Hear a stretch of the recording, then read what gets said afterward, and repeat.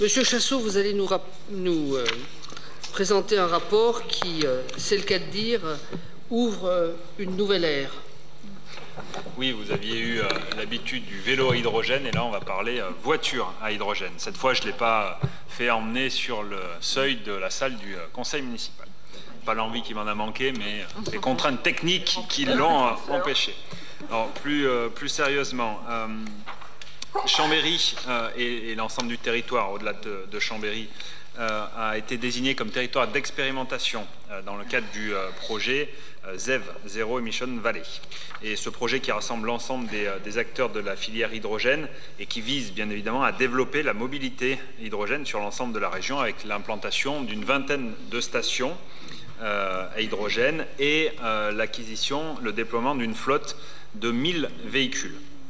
En 2019, deuxième semestre 2019, verra donc l'implantation de la première station de recharge à hydrogène sur le territoire de Chambéry et dans le secteur de Jeanlin, dans ce secteur-là.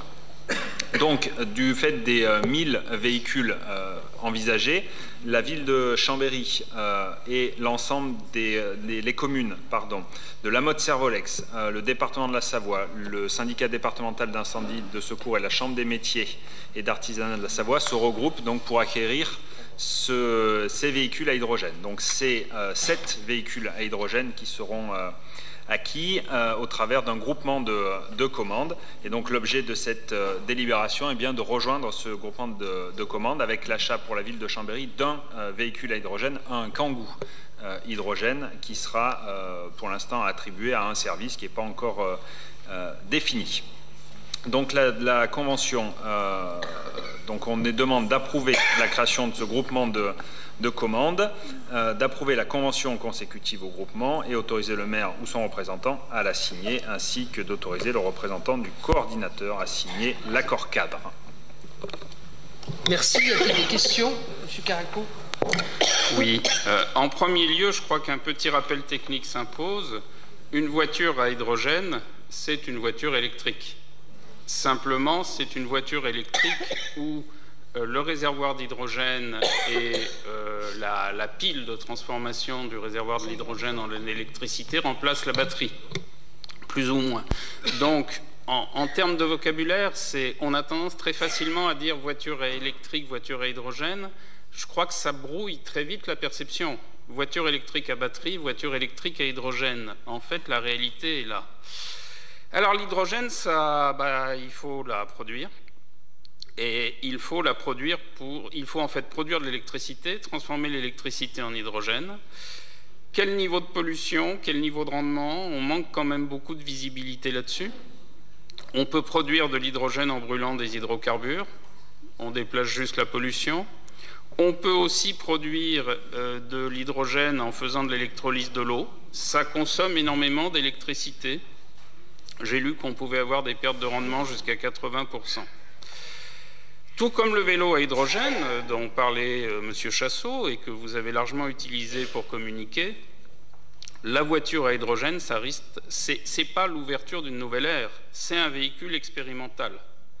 Aujourd'hui, il y aura donc, si j'ai bien compris, une borne dans l'agglomération, alors que des prises électriques, il y en a plusieurs dizaines de milliers.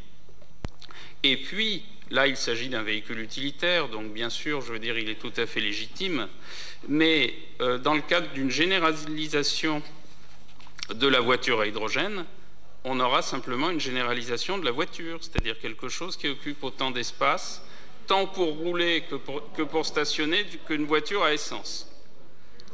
Alors, une expérience de plus, pourquoi pas, à condition qu'elle soit à un coût raisonnable.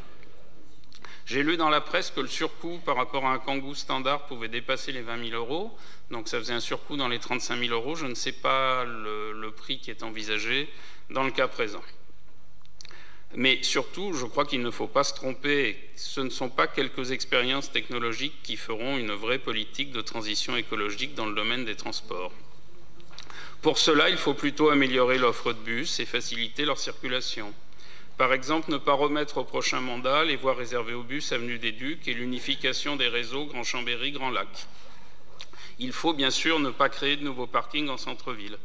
Donc expérimenter, oui, c'est une bonne chose, mais il ne faut pas que l'expérimentation soit un arbre qui cache la forêt. Monsieur Caraco, je crois que ce qui nous sépare profondément, c'est que vous êtes à monovision. Voilà. Et que nous sommes en plurivision en termes de mode de transport et de recherche de technologie. Je crois que vous avez parlé d'électricité, vous auriez pu dire que c'est aussi un moteur à eau, puisqu'effectivement l'hydrogène s'obtient par une manipulation qu'on doit me pratiquer, si j'ai bon souvenir, ça doit être la première manipulation que fait un élève quand il rentre dans un cours de physique. Bon, nous avons l'immense chance d'avoir été retenus au plan européen comme territoire d'expérimentation. Ça a été une bataille assez difficile, mais bon, le résultat est là. Cette technologie semble être au point. Elle mérite d'être testée à grande échelle. Il ne vous a pas échappé que la Deutsche Bahn en Allemagne vient de décider d'abandonner les motrices au diesel pour passer à des motrices à hydrogène.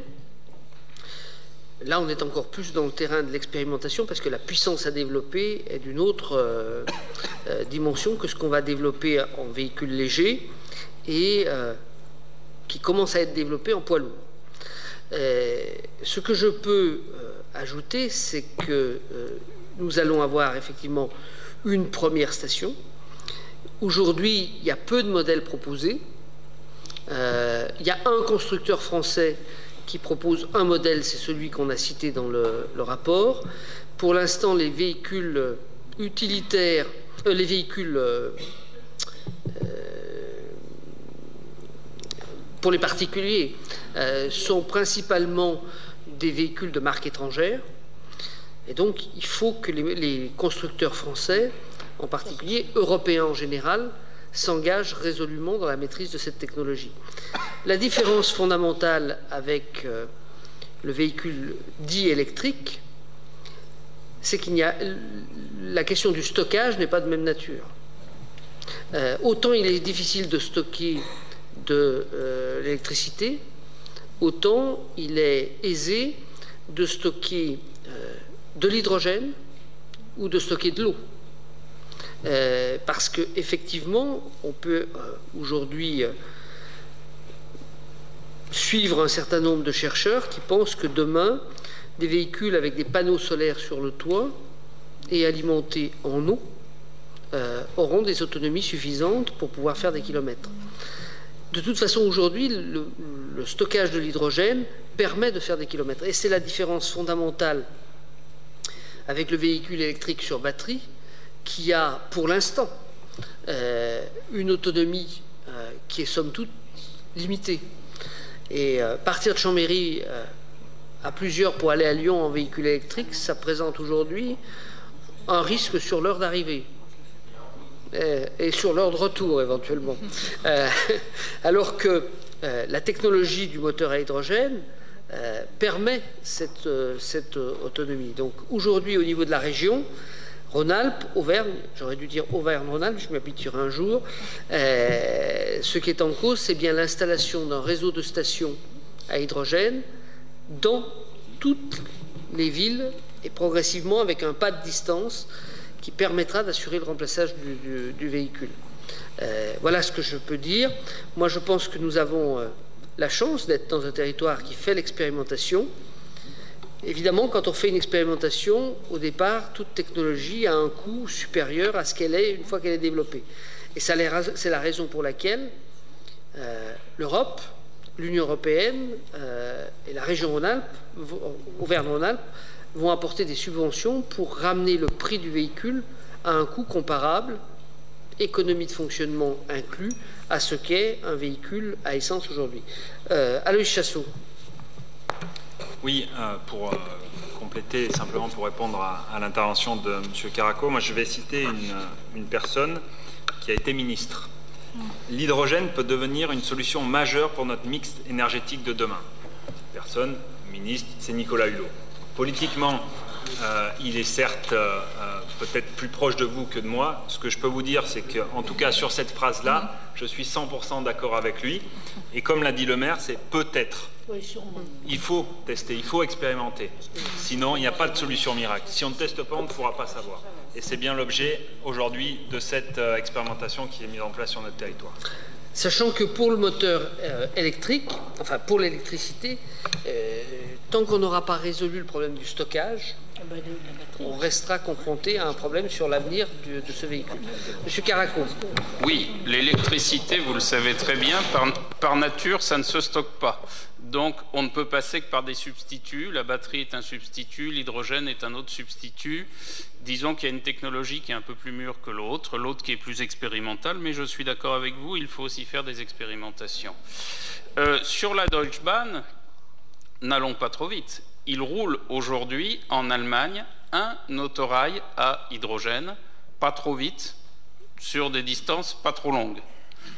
La généralisation est loin d'avoir été décidée. Ils en sont également à l'expérimentation.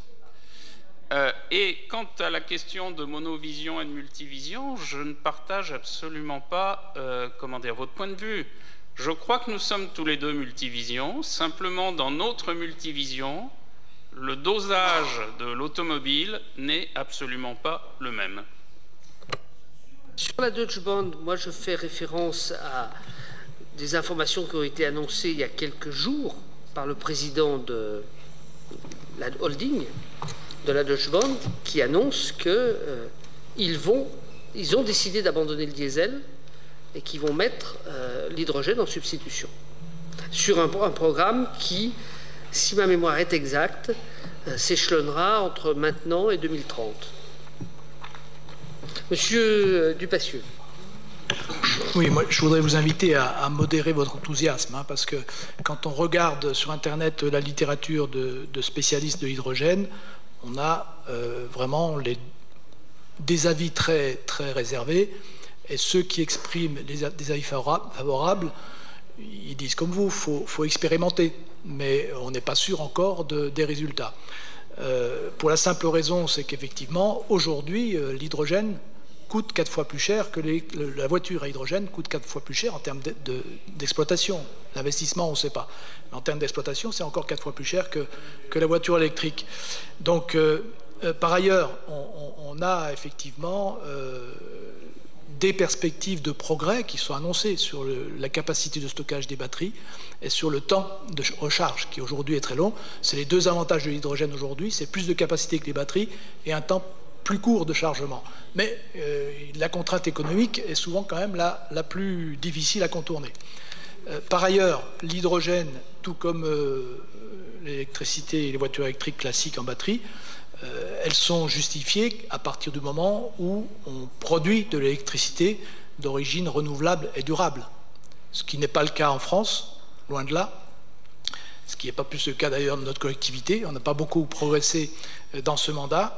Et donc, rien ne peut se développer en termes de véhicules alternatifs électriques, qu'ils soient à pile ou à hydrogène, sans un très fort développement des énergies renouvelables. Et enfin, pour terminer, l'hydrogène se justifie pour pouvoir stocker les excédents de production d'énergie renouvelable.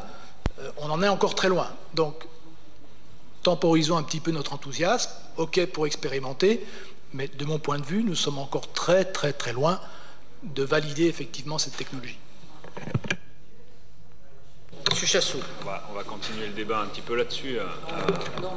Non, simplement pour vous dire, effectivement, les vélos électriques, par exemple, il y a 10 ans, il y a 5 ans, étaient très chers. Aujourd'hui, ils sont devenus abordables. Le pari qui est fait, c'est la même chose sur l'hydrogène. Aujourd'hui, effectivement, le coût d'un vélo à hydrogène, celui qu'on a en expérimentation sur la ville, est de 9 000 €. C'est une expérimentation. L'objectif, c'est bien d'atteindre les prix des vélos électriques que nous avions il y a peut-être 4-5 ans, et à terme, les prix que nous avons aujourd'hui avec des vélos électriques abordables. Par rapport à ce que vous dites sur la fabrication de l'hydrogène et l'énergie qui est utilisée. Aujourd'hui, nous avons la station de recharge hydrogène vélo sur Savoie Technologue qui est alimentée par la route solaire. c'est de l'énergie renouvelable. Nous avons des projets, nous travaillons sur des projets également d'énergie renouvelable pour alimenter ces stations de recharge à hydrogène. Et puis, sans polémique, mais pour vous répondre quand même sur qu'est-ce que nous faisons sur les énergies renouvelables, je vous renverrai à ce que vous aviez pu mettre en place, et notamment autour des centrales photovoltaïques et de l'entretien des centrales photovoltaïques, où un jour, si vous le voulez, on mettra sur la place publique les rapports sur l'entretien de ces centrales photovoltaïques, et là on pourra discuter effectivement entre ce que vous aviez fait et ce que nous faisons. Alors, sur la question des énergies renouvelables, je crois que effectivement on peut fomenter quelques projets pour l'avenir. Néanmoins, tout n'est encore pas gagné. Par exemple, l'éolien. L'éolien a été expérimenté par certains comme l'Irak, sauf que l'éolien ne fournit l'électricité à aucun diable. Faisons pourtant prévoyer une alimentation par l'éolien qui prévoit en même temps